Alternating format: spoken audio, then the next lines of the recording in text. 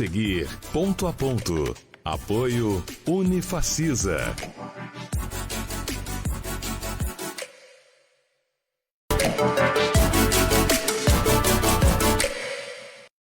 Um abraço a você que acompanha a partir de agora o Ponto a Ponto. Com 1 ano e meio nesse seu terceiro mandato, o presidente da República, Lula da Silva, parece estar vivendo agora, nesse mês de junho, o que se chama de inferno astral. Só na semana que está terminando, o presidente teve 3 problemas sérios. A questão do arroz, a questão da devolução da medida provisória por parte do Congresso Nacional e esse rolo agora envolvendo o ministro das Comunicações, Juscelino Filho. Talvez os ares europeus, para onde Lula viajou na última quarta-feira, tenham feito o presidente respirar melhor para quando retornar ao Brasil resolver toda essa situação. Eu sou Paulo Roberto, estou na Rede ITA e o Ponto a Ponto está começando.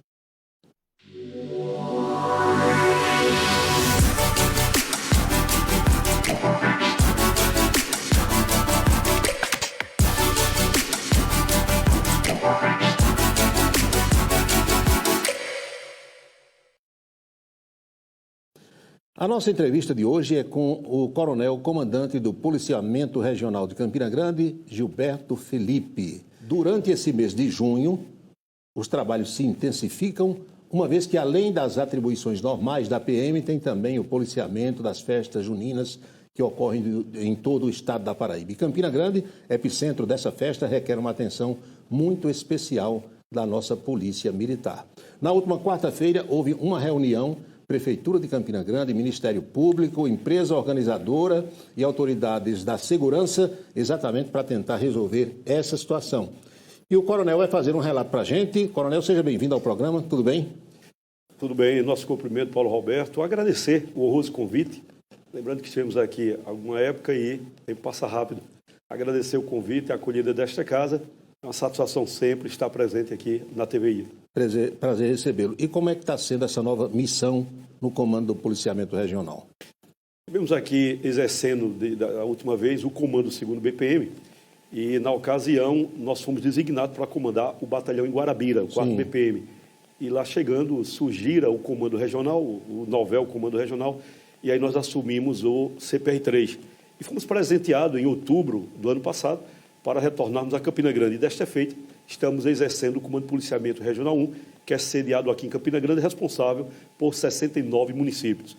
Estamos em festas, estamos em casa, uma experiência maravilhosa na região de Guarabira, mas agora estamos em Campina Grande. Como disse, estando em casa agora, vamos sequenciar essas atividades. E é um trabalho bem abrangente, né? Mais de 60 municípios. É verdade, Paulo Alberto. Considerando que Campina Grande, com a população flutuante, chega a 500 mil de pessoas. O IBGE sinaliza aí 420 mil, mas nós temos um arrojado parque tecnológico, o ensino universitário que atrai centenas de estudantes de todo o país, e Campina Grande, ela por si só já mostra essa complexidade em termos de ação policial, e mais os municípios que compõem. Nós vamos ter aí o Curimataú, vamos ter o Brejo, vamos ter parte do Brejo e também a área do Cariri. É uma área bastante extensa e traz uma demanda considerável. Diante dessa realidade que a gente vive, coronel, está mais difícil fazer policiamento ostensivo? Está sim, Paulo, porque vários fatores influenciam na resposta que deve ser dada. Primeiro que o nosso trabalho constitucional é a prevenção através da ostensividade. Seja o policial motorizado, viaturas 4 rodas, em motos, percorrendo os centros urbanos dos municípios e também bairros e também a zona rural. A partir daí, sabemos que aqui e acolá ocorre a prática delitiva, o crime. Então, a gente passa da prevenção para atuar repressivamente, prender aquele agressor e trazer o status quo da tranquilidade. E a gente sabe que o país ele passa por um avalanche de mudança de legislação, que, na verdade, são recortes. Altera-se o Código Penal, que, inclusive, é bastante antigo. O Código Penal vem de 1941. Altera-se o Código de Processo Penal, que é para dar movimento ao direito, que acaba favorecendo aquele autor do delito, aos praticantes das condutas delitivas e, por vezes, amordaçando, algemando o aparelho policial. Então, aí, traz uma complexidade para o policial que cada vez mais se sente engessado em exercer o seu mistério, prejuízo para a população, que vai ter um órgão policial que, por mais que queira, por mais denude e dedicação, tem suas limitações no combate ao crime. Tem uma nuance interessante que é preciso a gente enfocar, que a polícia evolui, tem evoluído, mas o crime também evolui, acompanha, e às vezes um pouco na frente, né? Verdade, e hoje nós falamos taxativamente que não é mais uma coisa setorizada. Por exemplo, no sul do país, temos algo que não podemos ignorar, que é o avanço do crime organizado. E o crime organizado, ele por assim ser, ele chega até aquele município de menor monta. Aquele município dito pequeno, com a população reduzida, ali vai estar o traficante, ali vai estar a venda de drogas. Antes não tinha isso, né? Dificilmente. Era mais adstrito a grande centro. Sim. E em alguns estados, principalmente, sul do país. Chegando no Nordeste, em alguns estados, como, por exemplo, Bahia, Pernambuco, Ceará. Hoje nós temos aqui o nosso vizinho estado do Rio Grande do Norte, onde nós temos diversas facções, pondo em polvorosa, inclusive, o sistema prisional, e, por assim dizer, no meio público, atingindo a população. Algumas ações eficazes nós temos visto nas divisas dos estados, como nós sabemos que, por exemplo, aqui na nossa divisa, um trabalho incansável dos nossos órgãos policiais, elogios para todos os atores, desde os gestores que freiam a possível adentramento e permanência desses elementos que buscam querer atingir todos os estados. Mas, graças a Deus, a Paraíba se mostra como um estado tranquilo, com equilíbrio de números. Vale lembrar que nós estamos sempre a reduzir um dos principais alvos de proteção, que é a vida. Sem dúvida. E a gente, através do CVLI, que é o crime, o violento, letal e intencional, aqui em Campina Grande nós temos números, Paulo Roberto, a comparar-se com a ONU. Nós temos uma média que bate, e se comparar com países de primeiro mundo. Campina Grande, por exemplo, ela finaliza um período com a média de 5 CVLI, 5 homicídios por 100 mil habitantes. O bom é que não tivesse nenhum, né? Mas não, o bom seria que não tivesse nenhum em respeito à vida. É outra. Uma vida apenas é um fator preponderante para que nos esforcemos para sequer vir ocorrer. Mas a realidade não demonstra que aqui e acolá acaba acontecendo. Mas chamando a atenção do número, que é bastante reduzido, e a ONU ela traz os dados de todos os países de primeiro mundo. E os nossos números são bastante interessantes. O governador João Azevedo tem destacado isso aí, esse nível que a polícia da Paraíba alcançou, porque as pessoas têm talvez a falsa impressão de que é para não acontecer nada. Mas se a gente olhar as outras unidades federativas, vai ver que aqui a situação ainda é muito boa, em se comparando com as outras. Mas eu queria que o senhor falasse também, me permita, sobre o nível com o qual chega hoje o jovem que quer ingressar na Polícia Militar. Parece que isso também influencia no que faz a própria PM. Influencia, Paulo. Se nós queremos cada vez mais uma prestação de serviço de qualidade, um policial que, além de seu preparo técnico e intelectual, ele objetive e priorize o respeito à dignidade da pessoa humana, é preciso que ele passe a ter um arcabouço, uma qualificação. Então, no momento da seleção, se observa, estamos ainda, por exemplo, recrutando em nível de ensino médio, mas há projeto para que selecionemos em nível de terceiro grau. Porque, elevando o nível intelectual desse policial, aliado a um preparo técnico no exercício de sua função, nós teremos cada vez mais uma prestação de serviço de qualidade, atendendo às demandas do público. E nos próprios cursos de formação, que é de soldado, que é de oficiais, de sargentos, você tem a exibição de situações e a administração de aulas para preparar cada vez mais esse policial, né? É verdade. Lembrando que no componente curricular, Paulo, nós temos disciplinas de ética profissional, polícia comunitária, aquele traquejo, envolvimento com a comunidade, conhecendo-a melhor, auscultando, sabendo sua demanda. Temos também direitos humanos, importantíssimo. Quais são meus direitos? Quais são os meus deveres? Então, nesse entrelace, passa uma simbiose do policial com a comunidade e, nesse entrelace, ganham todos.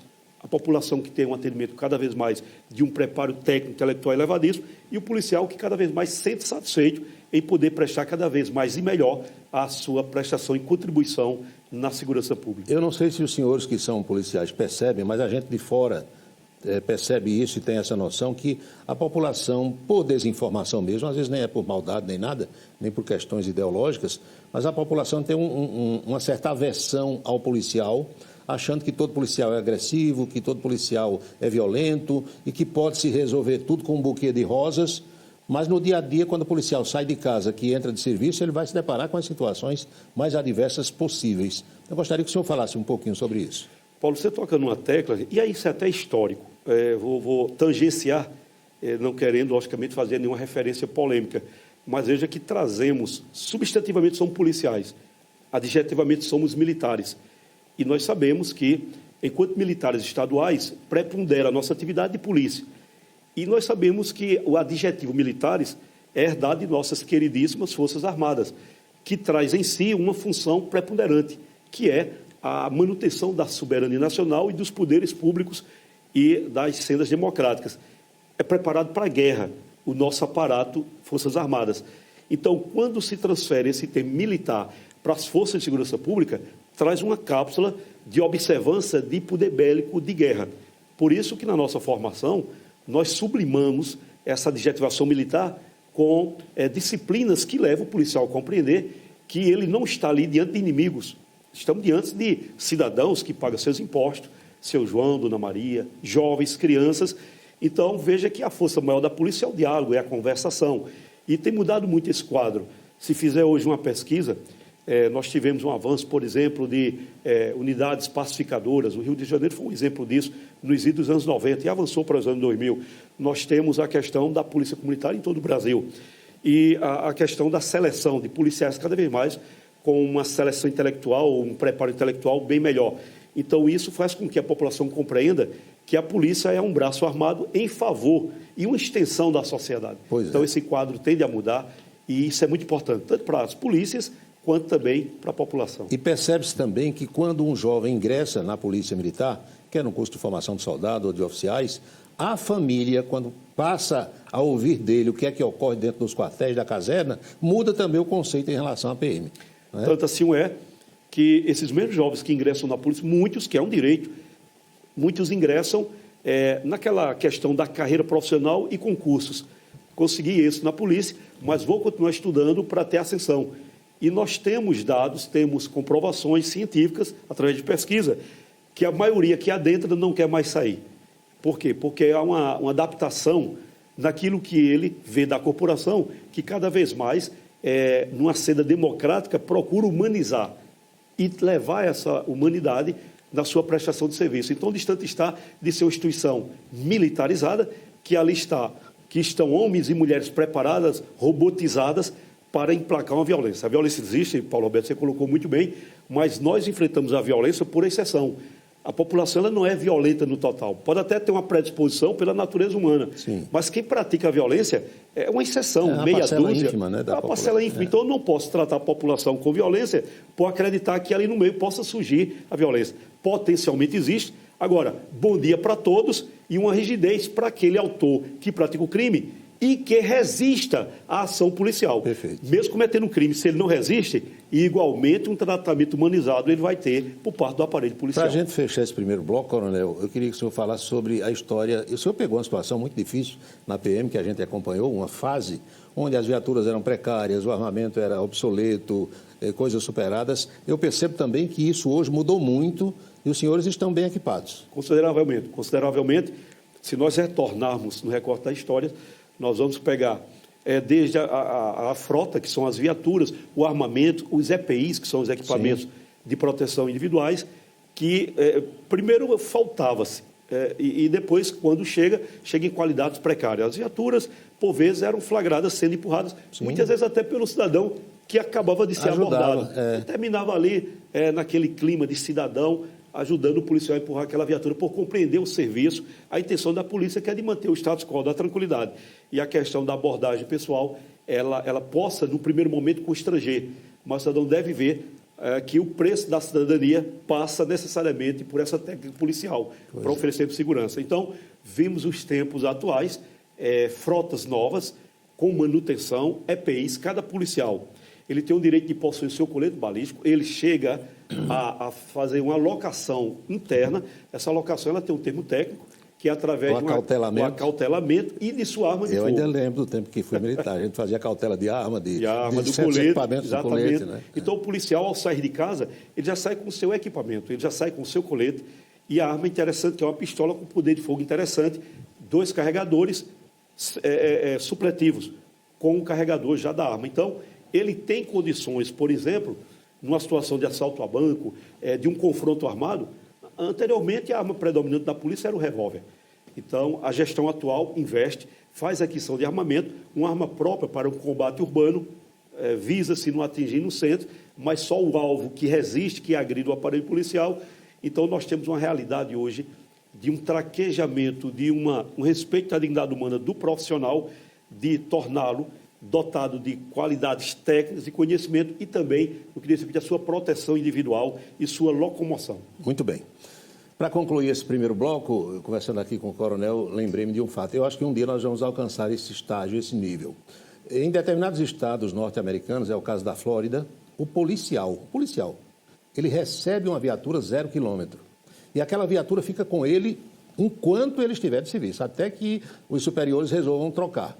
Ele leva a viatura para casa, ele cuida da limpeza, do polimento, da lavagem, ele leva o filho para a escola naquela viatura, ele pode parar numa panificadora, no mercadinho, a viatura está acautelada a ele. Tudo o que acontecer com aquele veículo é responsabilidade dele. Talvez um dia a gente alcance esse estágio. E outra coisa que eu lembrei agora, falar em viatura sendo empurrada e tal, na posse de Ronaldo Cunha Lima, no governo da Paraíba, em 1991, em março de 91, o carro que o governador anterior deixou, o carro oficial do governador, não tinha bateria. E eu emprestei o meu carro para que Ronaldo fosse tomar posse, fosse para a igreja, lá em João Pessoa, a Catedral de Nossa Senhora das Neves, participar da missa para depois tomar posse no Palácio da Redenção. Só para lembrar como é que as coisas aconteciam. Nosso intervalo é bem rápido, eu volto já já.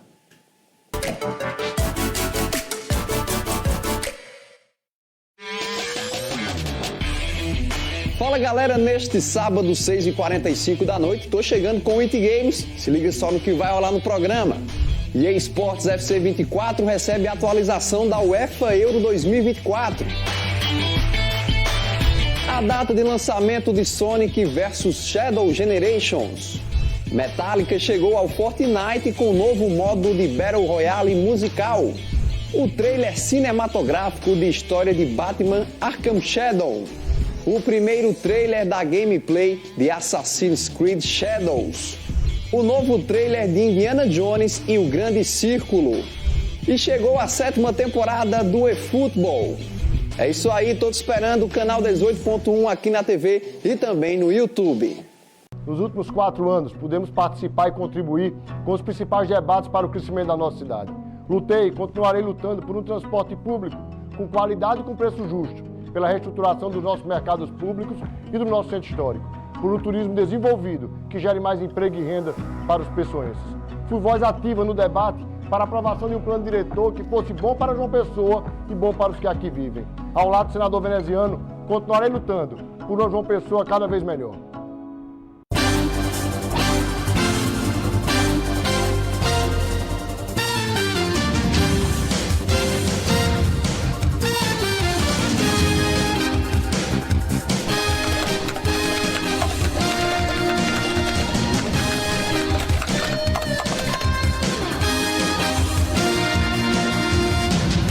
Camisa 10, o blog do Paulo Roberto, um dos mais acessados do estado. Chegou a hora de transformar seu futuro com o vestibular Top 50 da Unifacisa e concorra a bolsas de até 100% de desconto. Não perca essa oportunidade. Inscreva-se já em unifacisa.edu.br. Olá, apaixonadas e apaixonados pela cultura nordestina. Todo sábado de junho, a partir das 3 da tarde, tem uma nova temporada do Arraial da Ita, ao vivo pela Rede Ita. A gente espera vocês. Arraial da Ita. Apoio Cultural. Rei das Tintas Prime e Tintas Coral. Design Mall, o seu shopping. Viva o novo. Festa Brindes, a maior loja de brindes da Paraíba. Unifacisa, tradição, qualidade e inovação. O Boticário, onde tem amor, tem beleza. Trilebom, da Paraíba, do nosso sertão. Rede Compre Mais de Supermercados, o seu bom vizinho.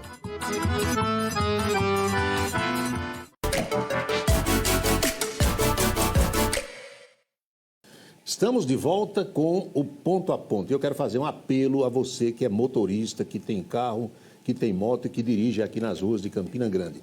Tenha paciência com os visitantes.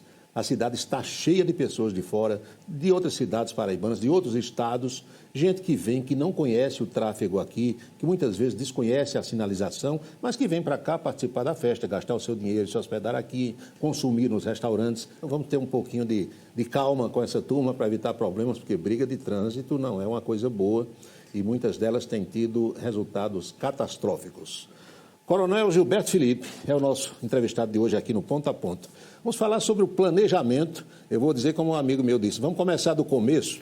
Como é que foram as reuniões de antes do São João, planejamento para as festas juninas, por favor? Tivemos várias reuniões, inclusive reuniões reunindo todos os atores, todos os gerentes dos diversos órgãos que têm envolvimento direto no evento. Teleguiada, por vezes, pelo Ministério Público, no caso levado a efeito pelo doutor Oswaldo Lopes, que é a promotoria da 2ª Região Integrada de Segurança Pública. Tivemos reuniões tão somente com os órgãos de segurança pública e as reuniões intramuros na própria instituição, aquelas que levam ao efeito a técnica, as estratégias propriamente ditas para o atendimento das demandas, que não são poucas, principalmente nesse período junino. Pois é. São mais de 800 eventos no estado todo. E curioso é que a gente que está aqui na região de Campinas acha que é só festa aqui. Mas tem festa em cidades, em distritos pelo estado afora, e todo mundo quer a presença da polícia. É engraçado, né? Todo mundo manda ofício, né? Pedindo policiamento. É verdade. E essa questão de 800 eventos, ele pode ser ainda maior. Temos alguns gestores municipais que, por vezes, comunicam o seu evento ali faltando 72 horas. Em cima, né? Como e isso dificulta um pouco o planejamento, porque nós temos que incluí-lo e readaptar o planejamento. E planejamento para eventos significa empenhar, colocar à disposição policiais. Então, se isso é feito com antecedência, facilita. Imagine que, além desse rol, e na fala de Sua Excelência o Governador, contempla-se exatamente essa questão, a preocupação do aparelho policial em não querer e jamais dificultar a questão da cultura, das tradições. Agora, convenhamos, tanto é que a gente sente a falta de uma lei de eventos. A lei de eventos, ela disciplina essa conduta de gestão no que diz respeito à promoção de eventos. Lembrar que a promoção de eventos, ela incide diretamente, Paulo Roberto, em reunião de pessoas. E quem promove tem a responsabilidade de prover também a segurança. Vamos tentar esmiuçar. Eu sei que o senhor tem dado várias entrevistas, mas aqui a gente tem a oportunidade de falar um pouquinho mais. Vamos nos reportar a esse episódio do último sábado lá no Parque do Povo. Eu vou logo lhe dizer o comentário que eu fiz aqui na televisão e lá no rádio sobre o episódio. Eu perguntei a mim mesmo e a quem estava ouvindo o seguinte: digamos que o Parque do Povo lotou. Fecha os portões, fecha. Nas reuniões que antecederam o evento, a prefeitura disse aos senhores, por acaso, o que era para fazer com o pessoal que ficou fora. Esse pessoal é para ser mandado para casa.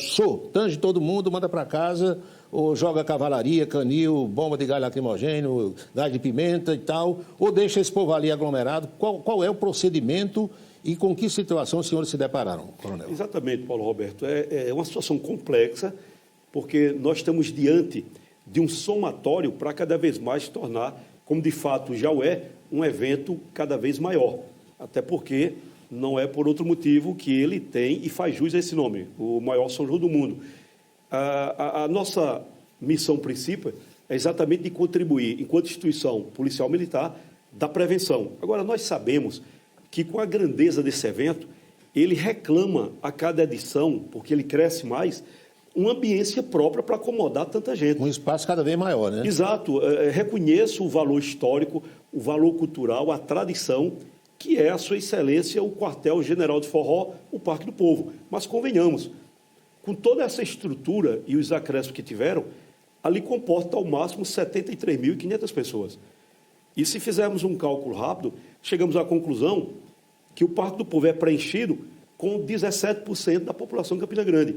E vamos analisar que 17% não é, em tese, um grande número de pessoas que decida ir ali contemplar o seu ídolo, o seu artista, principalmente que ali atrai uma seletividade de artistas, muitos se não internacional, de larga projeção nacional e que atrai multidão. Deixa eu fazer aqui uma tradução assim, bem didática para todo mundo entender. O que o coronel está dizendo é que se de cada 100 moradores de Campina Grande, 17 resolverem ir ao Parque do Povo, já lotou.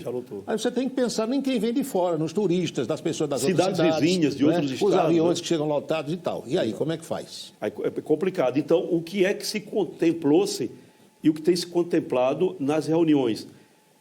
apostar que as ampliações que ocorreram comporte todo esse público que recorre àquela praça forrozeira. Só que no sábado, aí vem um alerta, é que mesmo com as ampliações ocorridas, a realidade mostrou que ficou um grande quantitativo, que foi aferido algo aí superior a 50 mil pessoas do lado externo ao Parque do Povo. Então, significa dizer, e a física é clara, não podemos ter, ao mesmo tempo, dois corpos ocupando o mesmo lugar no espaço. Se a capacidade lá já chega ao teto máximo, as pessoas que estão fora não poderão entrar, lamentavelmente. E elas ficam inconformadas querendo entrar, né? Aí adota-se um procedimento que é próprio das forças de segurança, é um procedimento de tropas especiais. Contém o público e fica-se a observar os aparelhos que faz a aferição de público. Ao passo que uma certa quantidade passa a sair, certa quantidade que está lá de externo é liberada para entrar. O Parque do Povo tem lotado nas primeiras horas. A partir de 20 horas, 20 e 30, vai diminuindo. Já ele tem uma superlotação. E o show principal é no fim da noite, início de madrugada. É sempre o último, que termina segurando uma grande massa constante ali dentro. Mas nas reuniões que os senhores tiveram, falou-se sobre isso? Não falo nessa da última quarta-feira, não. Antes da festa começar, previu-se alguma coisa em relação à superlotação ou não? Sim.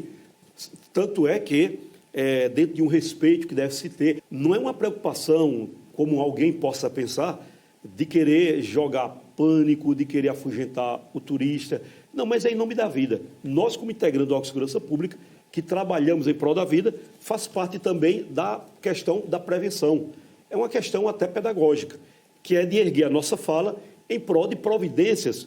Percebo que nessa edição de 24, não vai ser mais possível, porque são medidas a médio e longo prazo, que é alterar uma ambiência dessa. Então, de uma edição para outra é possível. Dentro da própria edição, reconheço, jamais que seria possível. Agora, todas as medidas que possamos tomar a partir de agora são medidas paliativas. Por quê? Porque nós temos megas atrações. Final de semana agora nós vamos ter uma dupla sertaneja, Henrique e Juliano, que atrai multidões. E aí vem mais uma vez comprovar que a festa cresce a cada vez mais e a ambiência se torna pequena. Se o fato se repetir desse público querer empurrar tudo para entrar, o que é que vai acontecer? Os órgãos policiais, eles tomam posição através da técnica de, no primeiro momento, vedar as 10 entradas. Sim. E aí o público, lá fora, a gente sempre espera a compreensão de que do lado de dentro está lotado e que representa perigo adentrar mais pessoas, sob pena de pisoteamento, de uma compressão muito forte ali a idosos, a pessoa com problema respiratório, e que uma compressão muito forte pode incidir perigosamente na vida desse cidadão, dessa cidadã. Então, Paulo, um alerta nesse sentido, é de que considere que aquela ambiência ela não mais comporta esse mega evento. Me permita, coronel, eu insisti nessa pergunta porque, diante do que aconteceu, a Prefeitura, de certa forma, culpou a Polícia Militar, isso é claro. E a Polícia Militar se posicionou também. Exatamente, nota, porque né? Não pode, em defesa de todos os soldados da Polícia Militar, não podemos suportar essa acusação e esse peso, porque, na verdade, não é. É uma questão estrutural, passa por organização e tomada de um processo de decisório que contemple o problema na sua raiz. Porque eu insisto em dizer, se eu fosse prefeito de Campina Grande, não vou ser nunca, mas se eu fosse, é claro que eu ia convidar cada vez mais gente para a festa. Quem não quer a cidade lotada? Exatamente. Agora, tem que pensar no que vai acontecer se aquilo ali extrapolar o limite, né? Também. É verdade. Não há dúvida que esse evento ele traz benefício do aquecimento da economia, bom para as finanças, a diversão das populações de Campina Grande, das cidades. A festa é muito importante. Importantíssima. Vai, né? Aliás, é um mega evento. Sim. O nome do evento de estudo, o maior do mundo. Então, se o evento é maior do mundo, vamos ter uma praça forrozeira, uma ambiência física compatível com o tamanho do evento. Nós citamos um exemplo aqui da cidade, podemos citar vários. Guarabira, por exemplo, fez uma área reservada importantíssima que tem característica de mega evento de festival. Bananeiras, Matinhas, e tantos outros municípios, são vários exemplos, que podemos adotar como referência. Você podia ter ali a parte folclórica da festa, a parte cultural, e os shows numa área fora da cidade. Exatamente. É uma ideia, né? É uma ideia. Ou seja... Aquele episódio triste lá de Israel, quando o Hamas atacou no dia 7 de outubro, foi num show para jovens fora da cidade, numa fazenda, digamos assim, num campo, né? E o pessoal sabe que a cidade não comporta esse tipo de evento. Então, por assim dizer, Paulo Roberto, seguindo o raciocínio, à guisa de sua indagação, muito pertinente, é que toda e qualquer medidas, ainda que passe pelas forças policiais, elas se tornam sendo paliativas, porque elas vão atingir ali pontos de exceção das consequências de um problema raiz, que é uma ambiência que não comporta aquela multidão.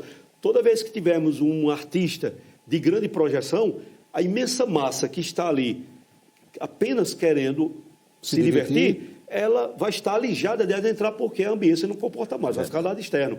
Então, a ação de bloqueá-las, ela não é entendida como uma solução definitiva. Ela vai repetir a toda vez que tenhamos uma dupla sertaneja de renome, que teremos um artista de axé renomado, porque o problema atacado na raiz, ele não teve solução até o momento.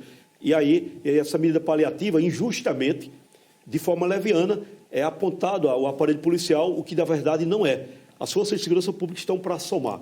E outra, nós não podemos entender que devemos, a cada evento, a cada noite de grande artista, preparar um planejamento de guerra. Se assim fosse, traríamos o exército israelense. Ali nós temos pessoas se divertindo, os homens e mulheres de bem. É bem provável que ali no meio tem meia dúzia de pessoas maldosas, tanto é que há furto de aparelhos celulares, mas não é a de regra, carteira, né? Mas é uma exceção ínfima. É a verdade é que é uma população ordeira, tanto assim é que nas 14 primeiras noites, se incluirmos ontem, nós não tivemos nenhuma ocorrência de complexidade. Inclusive, no próprio sábado, Paulo Roberto, que tivemos aquele fato de adentramento numa portaria, aquela invasão pela portaria, além daquele fato, não tivemos nenhum outro registro e nenhuma ocorrência de destaque. Coronel, eu queria que o senhor olhasse agora essa fotografia nossa da última visita que o senhor tinha feito aqui ao Ponta a Ponta em fevereiro de 2017 e diga se nós estávamos mais bonitos ali ou se estamos mais bonitos hoje. Há praticamente 8 anos, né? 7 anos e meio, por aí. 7 anos e meio. Pois é. Estávamos melhores lá ou estamos melhores hoje?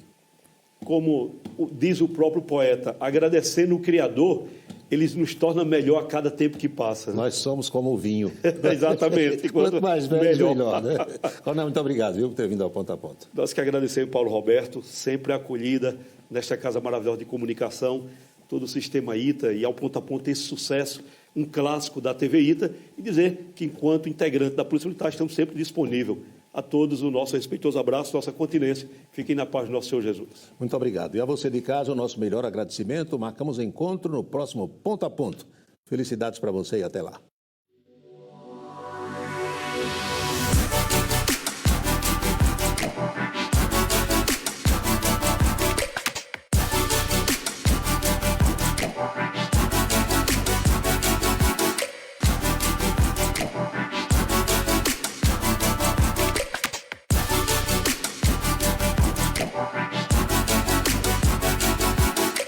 Ponto a Ponto. Apoio Unifacisa.